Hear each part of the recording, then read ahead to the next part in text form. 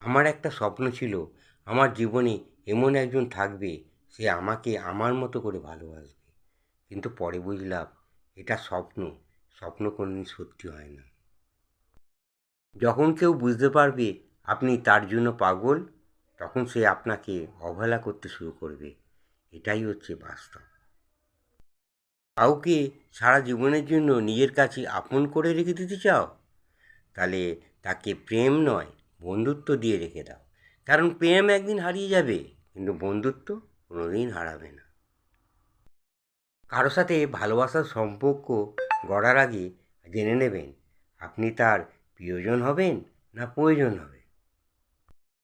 যাকে একদিন মন প্রাণ দিয়ে বেহার মতো ভালোবাসতেন, যার কথা সব সময় চিন্তা করে যেতেন, সেই একদিন আপনাকে বলবে, আমি কি বলেছিলাম আমার জন্য এগুলো করো?